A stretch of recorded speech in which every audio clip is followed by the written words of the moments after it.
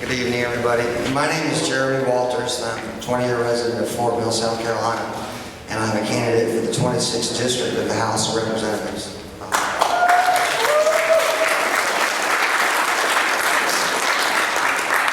I've taken it upon myself to represent the blood of our forefathers that died for the Constitution of the United States of America. The men, women, and children who gave our lives so that we can be free. And the way I see it now is that liberty is in danger, and that it is the Libertarian Party's responsibility to save the rest of the country. In the past couple months, I've been campaigning door to door, and my situation is very unique. There's not a Republican or a Democrat on the ballot this year. So there's just me and an independent. So when I knock on people's doors, to my surprise, the first couple times it happened is that I said to them that, I'm not a Republican or a Democrat. And wouldn't you know, that door just came swinging on open. You know what I mean? And it's very, very encouraging to go to somebody's house, cold call, and have them, come outside on the front porch and say that we need to bring a third party in to our local legislators, our state legislators, and our federal legislators.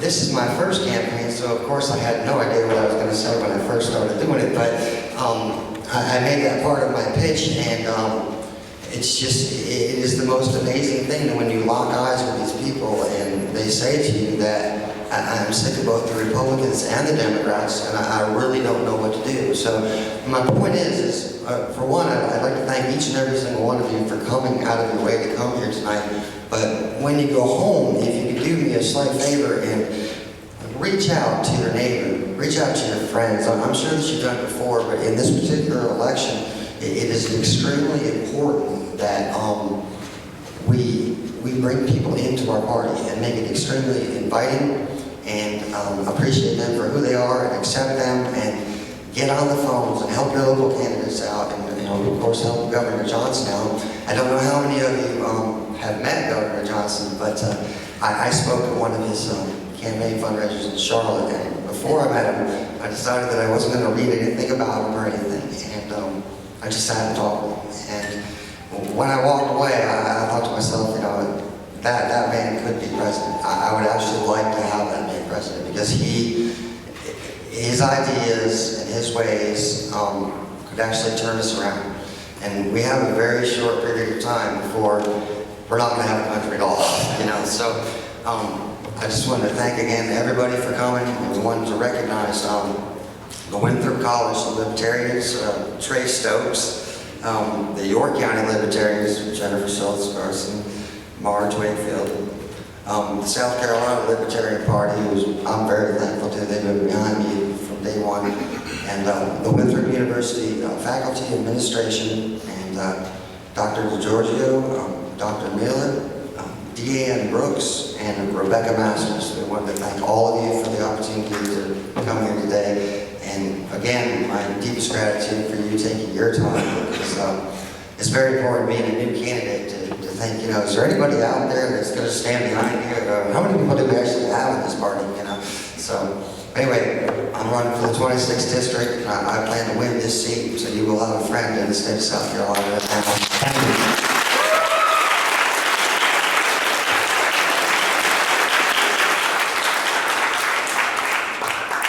So I have to stand behind a podium. I'm just, I want to move around. So it doesn't matter how many times you do this, you're nervous. You can't help it.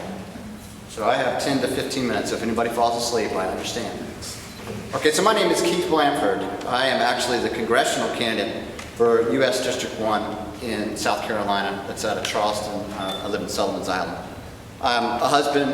I am a father. I'm a business owner. I'm a veteran of the United States Navy. I am a blue blood Southerner, so I can fit in a lot of places. This is my second time running, so I'm pretty familiar with the game. I understand the process, and I have been to things like the Horry County GOP Elephant Stomp as the only Libertarian. So firsthand, I got to see last time when there were quite a few people running for that seat, how dirty, how powerful, how incredible the process is for running for United States Congress. I really thought, because I was angry and I was fired up, and I'm going to do something about this, and I thought that I could just go up there and I was going to run for Congress, and I found that that was not so. That these things, a lot of these things are already decided long before any one of us decide to chip in and participate. So it was a shock, and what it really taught me is that this is a very long run, not a sprint. That we have to dedicate ourselves to living this, to walking this walk on a daily basis. Because if we hit it, we're all excited, we're enthusiastic, and we give it 100% blood, sweat, and tears, eventually you're going to get disillusioned because these people do this every day. And if anything I noticed about it is they took men like me, got me angry, chewed me up, and spit me out. It was that intense.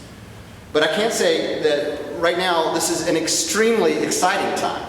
And yes, there are challenges that we're facing as a country, but look at it. The failed ideas of the 20th century, the collectivism, the things that were associated with the year 1913, which we all know about 1913, right? All the ideas that came from fascism and socialism and communism, they are failing. They are in the last gasps, and we get to live through that. And it's really up to people like us that understand that's happening to help dictate the direction that this country goes. Because a lot of countries go through this cycle. It's not uncommon. So you as individuals who are sitting in this room, you're not so much the concern, it's for the people who don't know anything. They have no idea what's coming. They have no idea that the money in their pocket is worthless. And it's going to be our job to go out there and live liberty daily. We don't want to preach it, we want to live it. And that's the best thing that I think we can do. I think one of the things that we face and what I've looked at and I really observed closely, I have to say that I love Ron Paul, I do. And I started watching him quite a few years ago, and he was a major influence in me deciding to do this for my country, for my state. I just could not believe that someone made so much sense and it was so simple. And I've dedicated a lot of time to this, and a lot of it's because I want to follow in his footsteps. But I watched very closely the process with the GOP and what they did to him and to his people. And I think that there's no other way of putting it besides just atrocious. It was absolutely disgraceful what was done. And then Tampa on top of it, what they did there was just an embarrassment. And I guess what that leads to is a lot of people who are in the liberty movement right now are confused. They don't know, what should I do? Should I stick in the GOP and reshape the GOP? Should I go to the Libertarian Party? Should I run independent? What should I do? The answer is you're all right.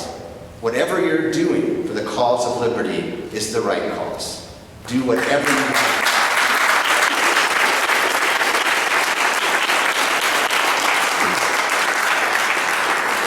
One of the biggest challenges that we face as people who believe in liberty is the neoconservative movement. The neoconservative movement is both within the Republican and Democratic Party. And this is a very powerful group who are very rich and very vested by special interests. And one of the things that I have learned is to marginalize them like they try to marginalize us. Their ideas are the ideas of the dinosaur. It's over, and they cannot afford it.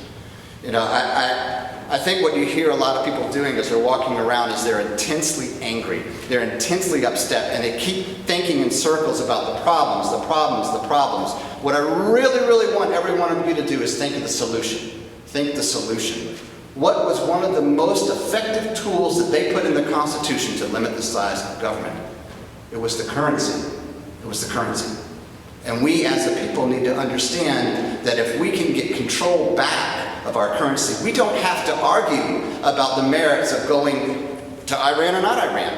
We don't have to argue about the merits of nationalizing healthcare or not nationalizing healthcare, or even the constitutionality of it, because it couldn't be afforded. This is the way to disassemble the Leviathan that has become our government. And we need to find people who understand that. It's not sexy. It's not great. It's not pop culture of politics where we're arguing about Chick-fil-A or whatever it is for the day. This is real stuff. And we have real objectives. And that's what our campaign has done. We've stuck with it. And we have affected state legislation. We have affected the conversation within the GOP. My campaign has done that. And that's what we need to do. We need to find people who are interested in legal tender laws. Ooh, that's exciting. People who are interested in competing currencies, that's another thing that will really do it. We don't even have to disassemble the Federal Reserve if we reintroduce competing currencies. And we have to understand, though, that the people that we're up against are very powerful. But you need to think solution, solution, solution. And one of the most powerful things that I can tell you is if you want to change the world, then you look in the mirror. I hear so many people talking about what they're doing, what he's doing, he's taking, he's doing, look what he's getting away. It doesn't matter. It doesn't matter. Get up in the morning, look in the mirror, and live liberty. If you want hard currency, keep it in your house. You know, if you don't believe in the law, then practice nullification. You know, live liberty. Live it right now. And that could be the most effective thing that you can do. You know,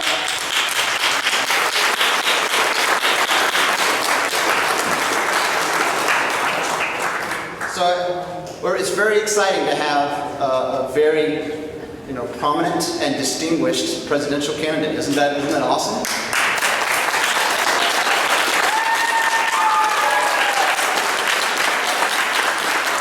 For those of us who've been around for a long time, it really is, it's just a relief to have that kind of reinforcement, because I need it sometimes. I've been railing like this for a long time. And you know that everything that he's supporting is something that we support. We will back him up 100%. 100%. And of all the things that I've read about him, I'm actually a commercial contractor, right? I was a drill instructor in the United States Navy, so politicians don't scare me. And I've heard every excuse from a subcontractor you've ever heard in your life. But I really like the fact that he took a business from one guy to 1,000 people. That is impressive. That is very impressive. And if anybody out there has had to make a payroll, that is a hard thing to do. So to have somebody who's willing to run, who has done that, really gives us an effective edge on somebody who understands business. So I think that this is the time for us to make a real impression. And for those people who are Ron Paulers out there, who are floating around, you want the GOP to remember you, then you vote for this. You vote for Gary Johnson, because you've got to quantify how hard you can hit them. Because if you're just out in outer space and you're going to write something in, or you're going to protest vote, they'll never know your power. This is the time to do it, right now. All right?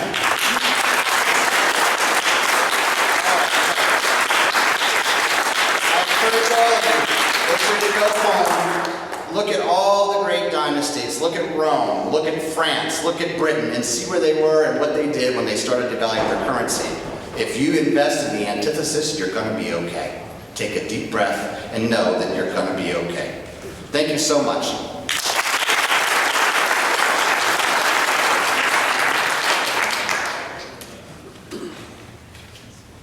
Good evening. I'm Robbie Bowen from Spartanburg, South Carolina, and I am a Ron Paul Republican. I served as a delegate at the last two state conventions, and I'm pretty sure that I'm the only RNC alternate delegate elected right here in District 5 that actually lives in District 4. I'll explain that. Me and my friend Evan Mulch, I got a call to convention from District 5 in the mail by mistake, I think. I thought they were trying to gerrymander me out of my district. So me and my friend Evan Mulch, we drove all the way up here to beautiful Rock Hill, and we went to the Laurel Creek Country Club for the District 5 GOP convention, and we knew nobody here there, and nobody knew who I was. There was a whole row set aside for Spartanburg County, but nobody was sitting there but me and my county councilman, because the GOP kind of drafted him to come up and take names. So they were expecting us, and nobody showed up for Spartanburg. I made about 200 flyers about this big, and I put my name, I put a Gadsden flag, and I put 3 bullet points on the flyer, and that was stop spending, limited government, and preserve liberty. I ended up winning 6th place out of about 30 delegates, and nobody knew who I was.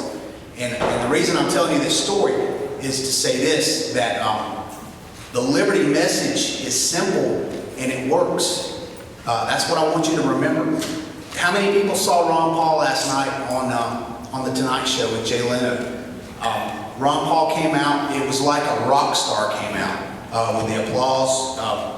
Jay's obviously happy to have him on there. He's talking about the Federal Reserve on national television on a talk show. He's talking about the Afghanistan war, and he's talking about third parties on The Tonight Show with Jay Leno.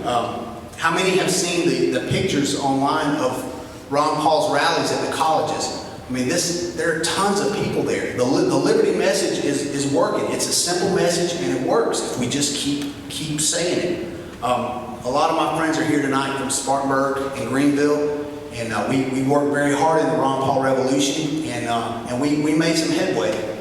But nobody worked as hard for liberty as Ron did. And if we could, I'd just like to give him a round of applause for it.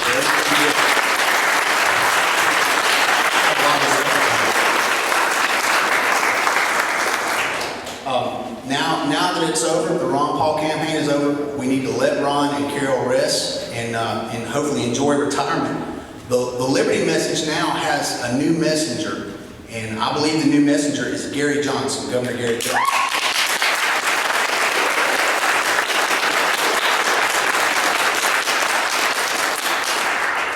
The first time I heard Gary Johnson was at a Greenville Tea Party rally in Greenville, South Carolina in, I think, 2009. And Gary wasn't running for anything at the time, but immediately I thought, he would be a really good presidential candidate because he had the resume. He was an entrepreneurial success. He was a great, outdoorsman, adventure. He climbed Mount Everest. He had, some interesting stories there. And he had an executive record that, as far as I can tell, any fiscal conservative would be jealous of. And I thought, this is a guy that could actually run for president. The most impressive thing about Gary was he was in upstate South Carolina. This is your conservative hotbed. And he had the courage to tell people that we needed to get out of Iraq and Afghanistan. This was, 2009. He had the courage to talk about the Federal Reserve in front of these people. And he actually had the courage to call out the federal war on drugs and the failure that it's been and the expensive failure that it's been. And the reason I believe Gary was able to do that was because he has a common sense pragmatism. And I think that goes a long way with the average American. He has a common sense approach to government. We've got 2 months until the presidential election, and you guys know that they're tired of the bipartisan failure, and they're tired of hearing empty promises from both parties. People are hungry for the truth, they're hungry for honesty, and they're looking for real solutions. So just remember, the liberty message is simple and it works. We just have to keep saying it. As Ron Paul always said, people can't unhear it. They may disagree at the time, but they can't unhear the message. Now is not the time for us to run and hide.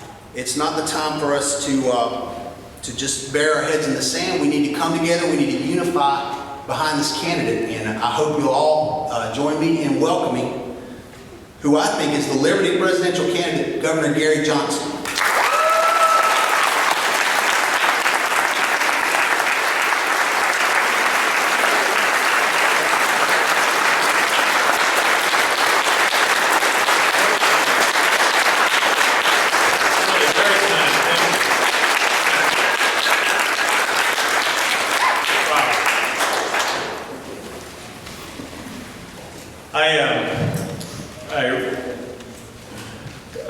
A couple things here.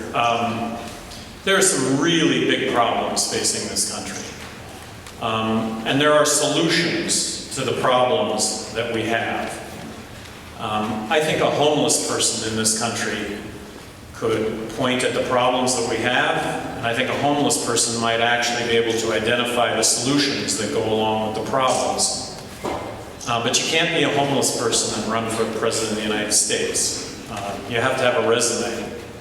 And I would like to tell you my resume and suggest to you that I can do this job and that I can do a really good job at this job. I have been an entrepreneur my entire life. When I was a junior in college, I started a one-man handyman business and actually grew that business to employ over 1,000 people in Albuquerque. I sold that business in 1999. Nobody lost their job, and they're doing better than ever. I had never been involved in politics prior to running for governor of New Mexico. I went and I introduced myself to the Republican Party a couple of weeks before I announced. John Latuzio, who was the Republican chairman in New Mexico, he said, "Wow, I like you. I like what you've got to say." We're an inclusive party, so we're going to include you in everything that we're going to do. You can take part in all the debates, all the meetups, travel the state, have a good time. You'll add to the debate, you'll add to the discussion, but you just need to know that you will never get elected. You can't come from completely outside of politics and get elected governor as a Republican in a state that's 2-to-1 Democrat. Well, I got elected. And I would like to think it was based on what I had to say, which at that time was, let's just bring a common sense business approach to state government. Best product, best service, lowest price. Let's just bring common sense to this process. And I got elected governor, and I distinguished myself, I think, in a number of categories, but one of them was, I may have vetoed more legislation than the other 49 governors in the country combined.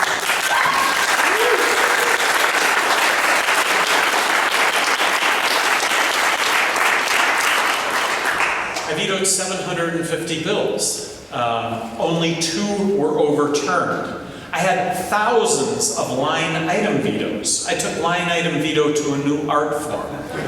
Now, what that meant is that billions of dollars weren't spent, and what that meant was, when it came to you and I as citizens, is that we weren't going to have to spend more time and more money complying with government laws that weren't going to make a difference in any of our lives. Wasn't going to make us any safer, wasn't going to make us any more healthy. I'll just point at hate crime legislation in New Mexico. I must have vetoed 8 pieces of hate crime legislation where the government was going to determine my motivation for committing a crime. Holy cow, that scares me to death. Convict me on my actions. Convict me on the fact that I throw a rock through somebody's window. But that crime should be enhanced because of my thought? These are the things that I stood up against my whole time as governor of New Mexico. When I vetoed legislation, you need to know that the sky was going to fall, that there were going to be people in the streets dying, that the elderly were going to starve, that kids were going to go without education. Well, of course, none of that happened. Actually, in a state that was 2-to-1 Democrat, and I just think that this speaks volumes, in a state that was 2-to-1 Democrat, I got re-elected by a bigger margin the second time than the first time. And I do think that it speaks volumes to the fact that people just really appreciate good stewardship of tax dollars. So right now, I stand before you as the Libertarian nominee for President of the United States. What I think is really important is there are only going to be 3 candidates on the ballot in all 50 states. That's going to be Obama, Romney, and myself. There are other third parties, but none of them are going to get close to the 50-state ballot access. Now, right now, we're standing at 43, and I want you to know that every single state is a battleground, but we've gotten through the hardest states, and we expect to be at 50.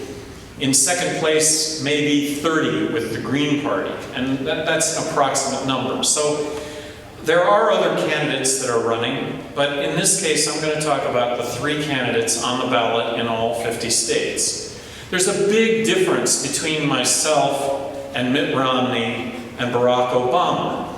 I'm the only candidate that doesn't want to bomb Iran.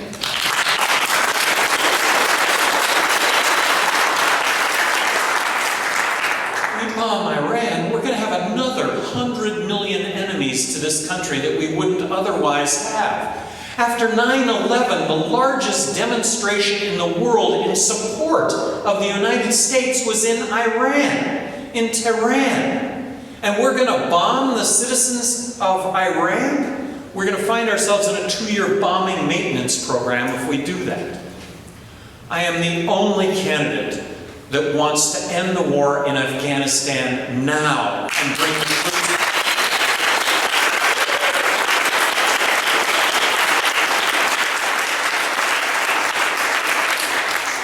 And you know what infuriates me?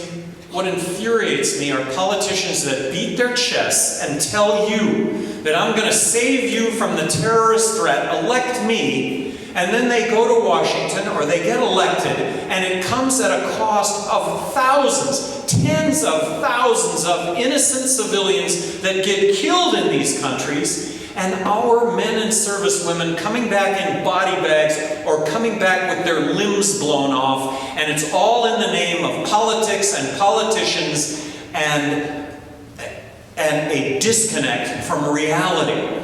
The fact that we militarily intervene in all these other countries, I suggest that because of that, we have hundreds of millions of enemies to this country that, but for our military interventions, would not exist. I'm the only candidate that believes that marriage equality is a constitutionally guaranteed right on par with civil rights of the 60s. I am the only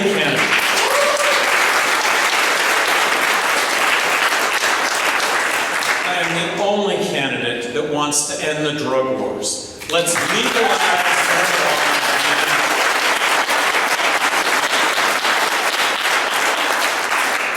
Let's legalize marijuana now. We legalize marijuana, and guess what? The world wakes up tomorrow, and the world is a better place. Police actually go out and enforce real crime as opposed to victimless, non-violent crime.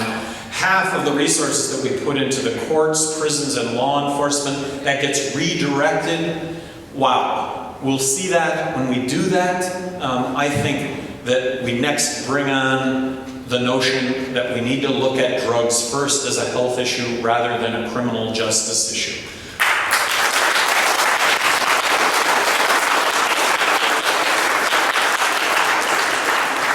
I am the only candidate that wants to repeal the Patriot Act.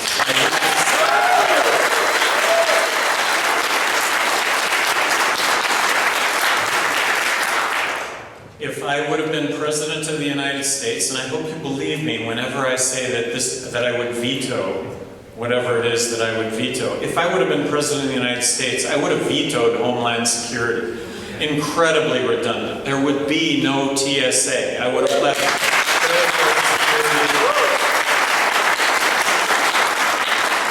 airlines, to the states, to the municipalities.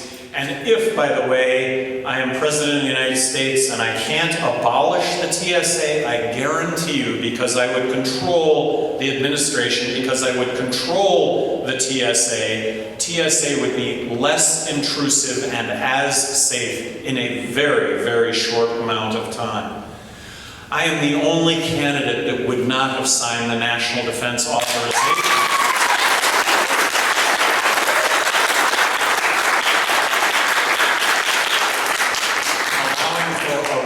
And detainment of you and I as U.S. citizens. This is why we fought wars. This is why we fought wars. I am the only candidate that is promising to submit a balanced budget to Congress now.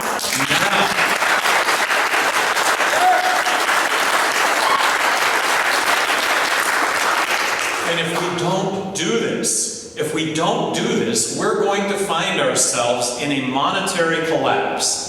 And a monetary collapse, very simply, is that when the dollars that we have don't buy a thing because of the accompanying inflation that is going to go along with borrowing and printing money to the tune of 43 cents out of every dollar that we spend. Russia experienced a monetary collapse at the end of the 80s. The ruble went from being worth something one day to being worth nothing the next day. And guess what? In a monetary collapse, the shelves are bare.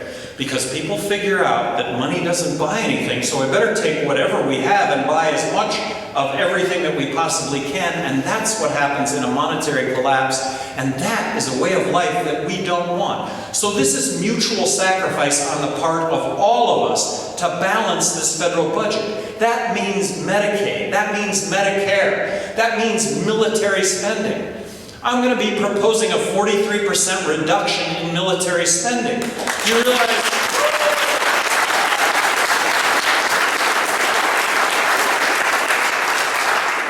That a 43% reduction in military spending takes us back to the year 2003 when it comes to funding levels. Not really the end of the world. The end of the world is going to be a monetary collapse unless we get this under control.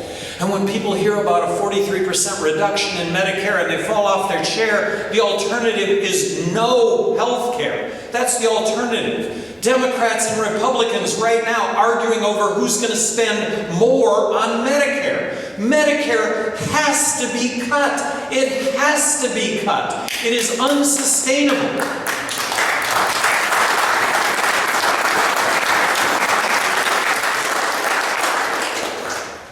Crony capitalism is alive and well in this country, all right? How do you kick it in the rear end?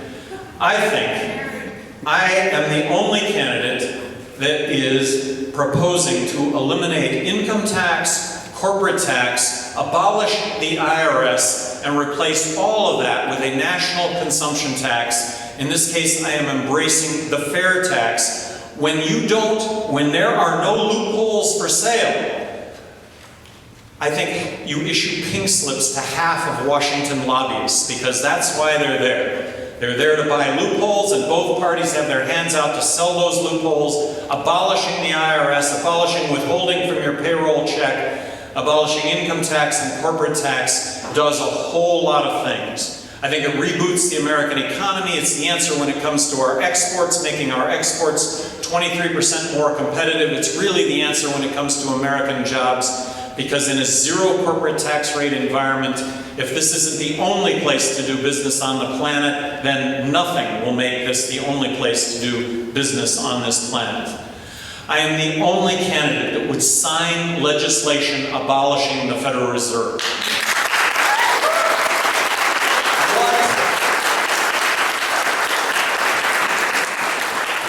What an inside job. You and I, as taxpayers, the Federal Reserve, Treasury prints money. Federal Reserve gives out loans to the banks at 0% interest. The banks don't loan it back to you or I because they're buying up treasuries in a closed loop and making money without taking any risk. And the money they're making is your and my money. How do you get into that game? Well, the game shouldn't even exist. I'm the only candidate that would repeal legal tender laws and establish competing currencies, which would bring about sound money. So I don't know as the choices could be any bigger here in this election. I'd like to point out a couple of things that happened, that have happened over the last couple of years that maybe you're aware of, maybe you're not, but it has to do with resume. They did a poll on all of the presidential candidates and their favorabilities in their own states. There was only one presidential candidate that was running that was viewed favorably in his or her own state, and that was me.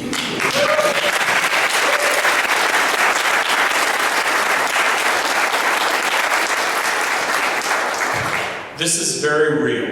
In New Mexico, people wave at me with all 5 fingers, not just one. Really. Then they came out with a study on who of all the presidential candidates had the best record when it came to jobs. That was me. And my response to that was, I didn't create a single job as governor of New Mexico. The private sector creates jobs.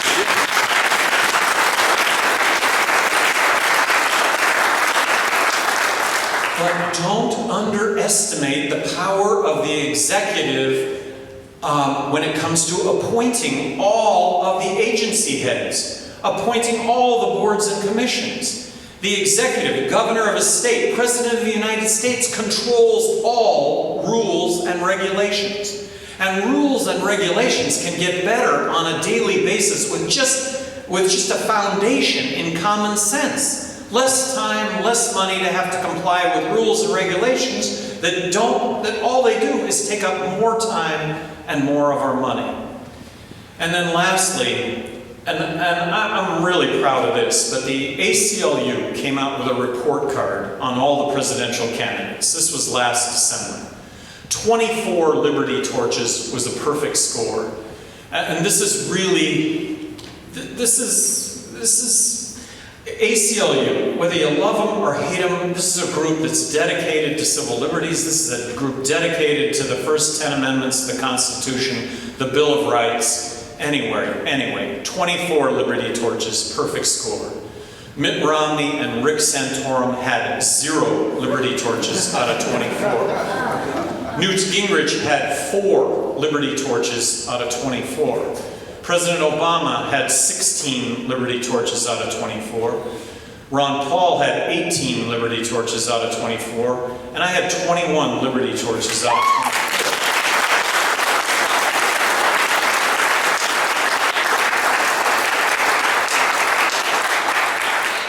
People talk about wasting their vote. What is more wasting of your vote than to vote for somebody who isn't going to make a difference in this process? You vote for who you think is going to make a difference, and that's how you change things in this country. And that's what needs to happen in this election. I'm excited by the notion of being President of the United States, of coming at Democrats hard from the left, being more liberal than Democrats, because that's what I think we care about. We care about civil liberties. We care about being able to make our own choices. And what about a libertarian president coming at Republicans hard from the right? Republicans aren't any different when it comes to spending than Democrats. We have a $16 trillion debt. $8.5 trillion of that is the responsibility of Democrats, and $7.5 trillion of that is the responsibility of Republicans. And anybody is going to tell me that voting for one or the other is going to make a difference when it comes to increasing our police state? I think you vote for either one, we're going to have an increased police state. I think you vote for either one, we're going to end up with our continued wars, continued military interventions. Vote for either one, we're still going to have absolutely unsustainable debt racking up. Mitt Romney says, you know what, we need to balance the federal budget, but we need to spend more on the military, and we need to hold Medicare intact. Look, I completed the second grade, and there was mathematics associated with the second grade, and it doesn't add up. And if we think the Easter Bunny's going to bring the eggs, if we think Santa Claus is going to bring presents, or, the tooth under the pillow is going to really result in some dough from the tooth fairy, then vote for these guys. But it's not, things aren't going to change. So things, the world, all of us can make a difference. I also recognize that I am just a spokesperson here. In December, I made an analysis, and that was, I didn't think, first of all, I think that what Ron Paul and I had to say were very, very similar, very similar. I'd be hard-pressed to even try and point out the differences. I thought it would really be difficult for the Republican Party to discount or to marginalize 2 people talking about the same thing as opposed to 1. But I found out myself being shut out of the entire process, and I thought that Ron Paul was continued to be marginalized. So come December, I came to an analysis that, Ron Paul is not going to win the Republican nomination. He has a chance, but he's not going to do that. But I have a chance to get the Libertarian nomination, and I have a chance to continue to be a voice for liberty and freedom that needs to be heard in this election, more importantly than ever before. So that is the role that I am taking. I recognize that probably any one of you in this room would take the same opportunity if given the chance that I have to be doing what I'm doing. But I have been given that chance, and I want to make the most out of this, and I really want to make a difference. And the difference is potentially being in the national debates against Obama and Romney, potentially getting enough votes where, because I get enough votes, because liberty and freedom has a vote, that whoever ends up winning changes the way they conduct themselves while in office. You could argue that Ross Perot brought about a balanced budget in the Clinton administration. with his showing in the polls and emboldened both Republicans and Democrats to bring about what it was that he was talking about but had the inability to carry out themselves. I really appreciate you all taking your time to be here this evening. I would love to open it up for any questions, any comments, any insults maybe that any of you have. Yes? What's the best way we can get you in the debates? Best way to get into the debates is I need to be in the polls that determine who is in the debates. Yesterday, Zogby came out with a poll that nationwide put me at 4.3%. Now I have to tell you, if it were reported nationwide that I was at 4.3%, here's what the overwhelming reaction would be. Who the hell is Gary Johnson? I have to tell you, I do well when that's the case.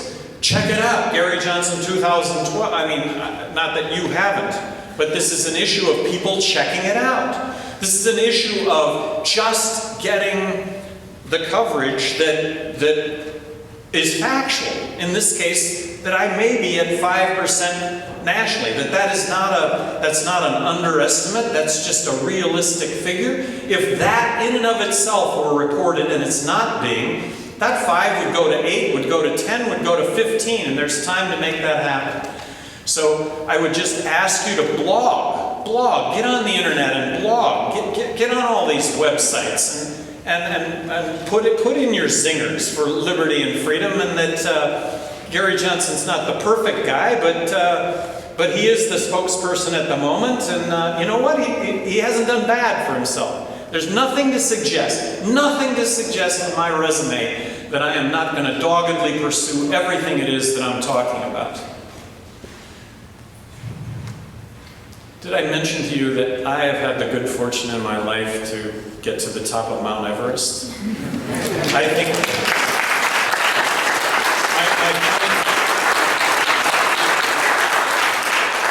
my point is, you want somebody in this job that can hunker down and do what it takes. You do. You want somebody in this job that's going to wake up every single day and take it on.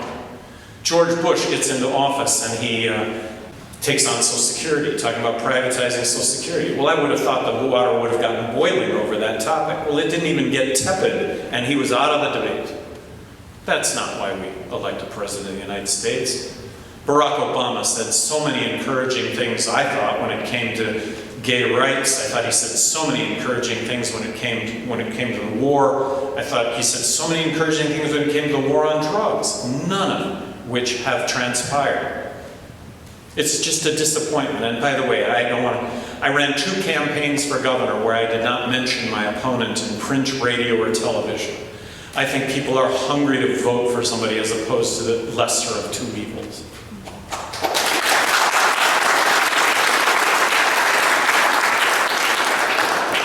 What's the libertarian position on climate change?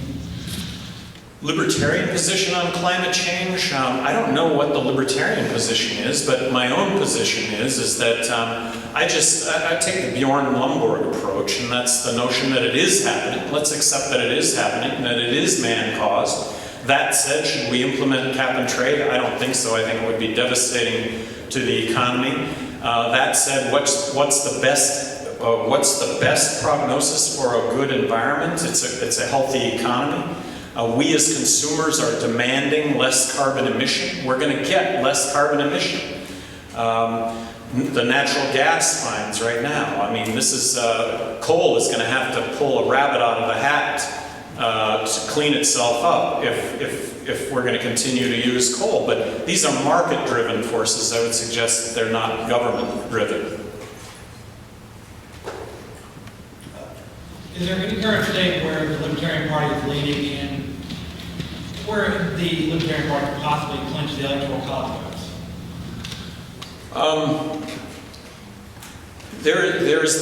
I wouldn't be doing this if I didn't think that I could win. But the only scenario under which I win is if I am in the national debates. I don't know how many of you have been online, GaryJohnson2012.com, looked at some of the YouTube stuff that we've done. I think it's really cutting edge. I think when people see this stuff, that they're drawn to it. In New Mexico, when I ran for governor the first time, In February of 1994, they did a poll. I was at 2% of the Republican vote. The primary was in June. The 1st of March, we ran 3 very cutting-edge television ads done by the same person who's doing these right now. And in 3 weeks, I went from 2% of the Republican vote to 25% of the general election vote. One of the real concerns I have in this election is peaking too early. So, just need to catch the wave, the middle of October, because it's about a 17-day cycle, and we saw 6 Republicans, I think, go to the top of the heap for about 17 days. And so that's all it takes. What would be your position on government subsidized student loans? Just what is the high cost? What is the reason why tuition costs so much? I would suggest it's because of guaranteed student loans.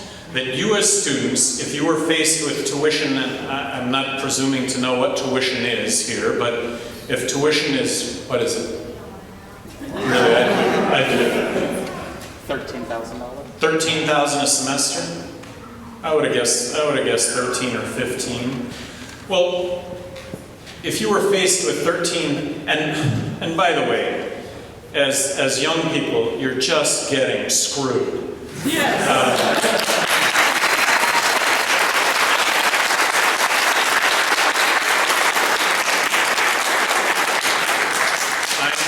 I'm gonna retire. I'm gonna have health care. But you will never be able to retire. You'll never be able to stop working because you're never going to be able to pay this off. And then you're graduating from college with a home mortgage with no home. I'm sorry. But if government didn't guarantee student loans, you would really think twice about paying $13,000 a year per semester. If that phenomenon occurred overnight, let me tell you what would happen to college tuition. It would drop dramatically because colleges and universities want to fill the classrooms, and they would figure out ways to become much more competitive because they would want to fill the classes. Of course, now, what? $13,000? I know it's expensive, and I know that you really can't afford it, but you can get a guaranteed student loan. That's the reason for the high cost of college tuition. The unintended consequence of government policy. Will you be able to set up a phone from home or a canvassing system like Blandford did for grassroots people to sort of volunteer and organize themselves to help you? Well, and actually beyond that, many of these phone banks have actually converted over already, which is really heartening, really heartening. Steve Collette out of California, who had a 24/7, 14 young people there every day on a rotating basis making calls for Ron Paul, have turned that into a Gary Johnson call machine, which is really cool. Do you support the abolishment of the Electoral College, and are you pro-voting reform? I'm pro-voting reform, but the reality is that's not anything that's going to happen overnight, and I like the notion, but and I would be supportive of that kind of legislation, but that would have to be coming out of Congress. I don't see them doing it. How do you feel about term limits? Term limits, I think, is a silver bullet. I think that it really is positive. I think I am living proof that term limits work. I really enjoyed the job of being governor. I knew that I had a maximum of 8 years to serve. So with that in mind, I really felt like I pushed the envelope as much as it possibly could be pushed for 4 years, but I didn't want to push it too far because I really kind of wanted to do it for another 4 years.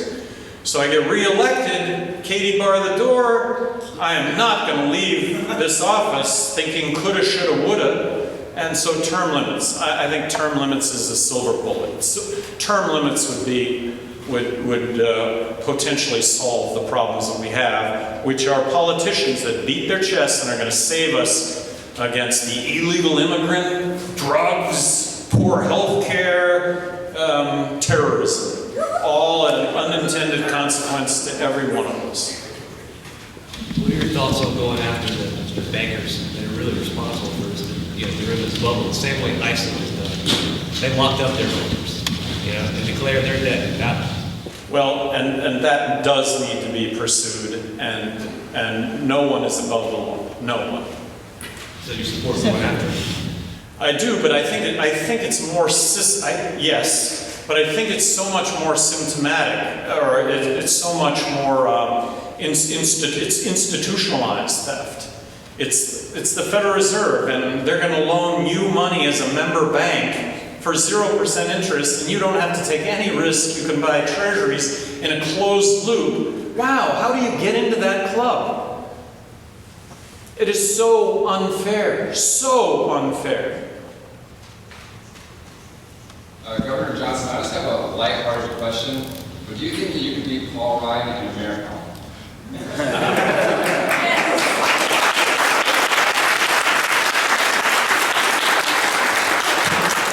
So yesterday I get a text message. What's your best marathon time? Well, apparently, and so I wrote him back. Here's my best marathon time. He goes, well, we've just challenged Paul Ryan to a marathon. And I said, what are you doing? Meaning I am an athlete to this day, but I stopped running, and this was out of choice. But anyway, then he called me up and he said, well, Paul Ryan said that he ran a sub 3-hour marathon, but it actually turned out to be a plus 4-hour marathon. Exactly. So my best marathon time was a 2:48. A 2:48.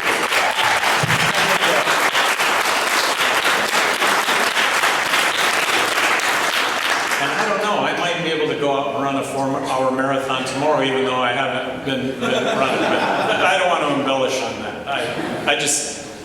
I tell you what, I think I've run 20 marathons, 20 competitive marathons, and I can remember my time in each one of them. So I have a hard time believing that I'd be off an hour on it. Sorry, Paul. I'd like to hear your thoughts on the Second Amendment. I don't know if there could be a clearer, amendment. I don't know if there could be anything more clear. As governor of New Mexico, I did sign legislation allowing concealed carry, and this was in 1995. This was very cutting edge at the time, but it is my belief that if you outlaw guns, outlaws are going to have guns. Now that's just my fundamental.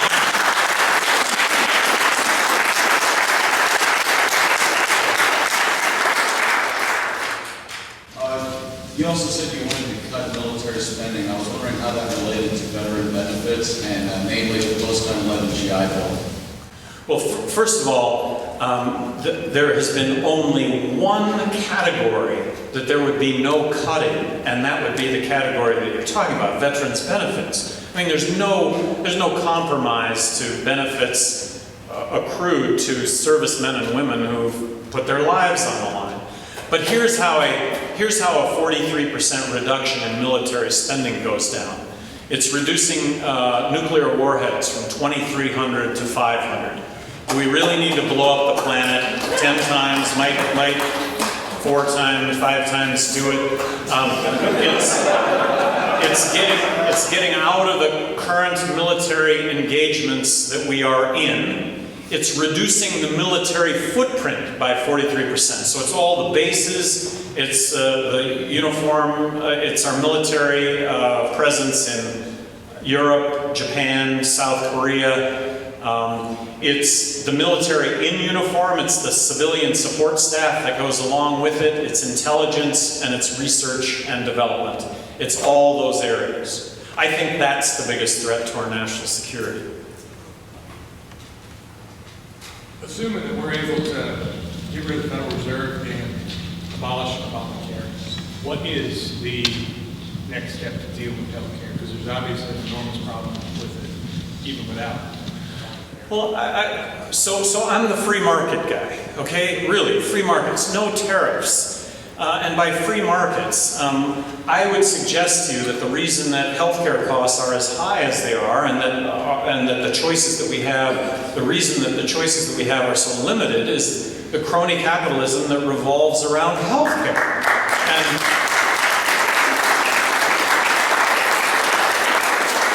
there could be legislation to blow the lid off supply. Just give us alternatives. In a free market approach for healthcare, I would not have health insurance to cover myself for ongoing medical need. I would have health insurance to cover myself for catastrophic injury and illness, and I would pay as you go in a system that had advertised pricing, that had the lid blown off of it, that I would have Eastern wellness choices as opposed to Western, deal with the issue. Medical marijuana is a great example. We're allowed to consume prescription drugs that kill 100,000 people a year, and yet I know somebody smoked themselves to death when it comes to marijuana, but there are no recorded cases of anybody dying from smoking themselves to death.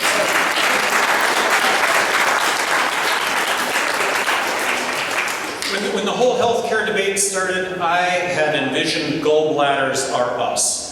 I had envisioned healthcare clinics that would specialize in gallbladder surgery at thousands of dollars as opposed to tens of thousands of dollars. I think you could see that kind of competitive environment if truly we wanted to do that. And here's another area where young people are just getting screwed. The whole issue of healthcare and President Obama's healthcare plan is that we're going to sign everybody up, meaning everybody. We're going to sign up those that are healthy to pay insurance premiums for those that aren't so healthy. Well, guess what? As a group, that's young people. So another knock on the chin. The global biodiversity, the so-called Agenda 21, where do you stand on that?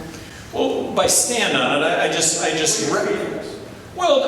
recognize how sustainability has entered into the dialogue, and it all really comes at a cost of erosion of property rights. I mean, that's really what it comes down to.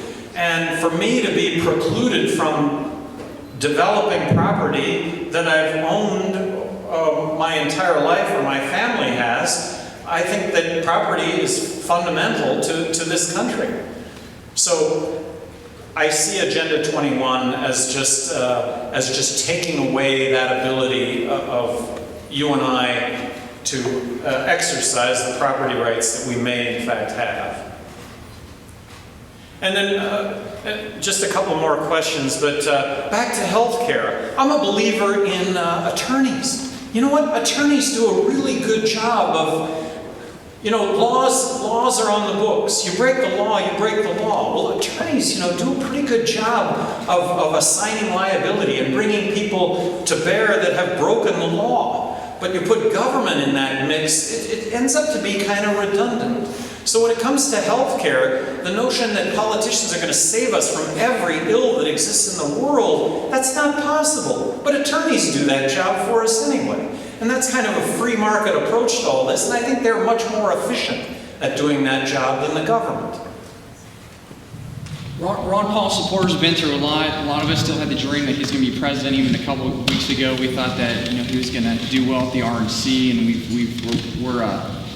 we lack a lot of energy at this point. And I was just thinking, if you had all the Ron Paul supporters here, if you had Dr. Paul here, what would you say to all of us to let us know that it's worth throwing in all of our energy once again into your campaign to help you, achieve the great success that Ron Paul did?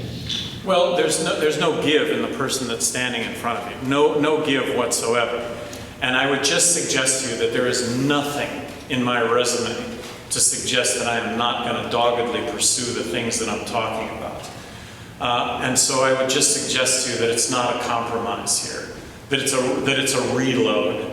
And given what has happened, I mean, a Ron Paul supporter, gee, Mitt Romney, Barack Obama, or Gary Johnson? Did you hear anything here tonight that Ron Paul hasn't said? And I do have different ways of communicating. I do. Whether that's right or wrong, I'm not Ron Paul. I'm not claiming to be. I'm a Ron Paul fan. You know, Ron Paul asked me for my endorsement in 2008. I gave him that endorsement. I readily gave him that endorsement. When I dropped out of the Republican primary, I asked everybody who was going to vote for Ron Paul to vote, excuse me, everybody who was going to vote for me to vote for Ron Paul. And in the second debate that I was in, I was only in 2 debates, I was asked, which one of these candidates on stage would you pick as your running mate if you had to pick one of those on stage? Well, that was an obvious choice, Ron Paul. So, I said this earlier, you know, Ron Paul, if you want to make a statement that what Ron Paul did was not a fluke, vote for me. It's not a fluke, it's the future. This is the future, and it's exciting. So, thank you all very much.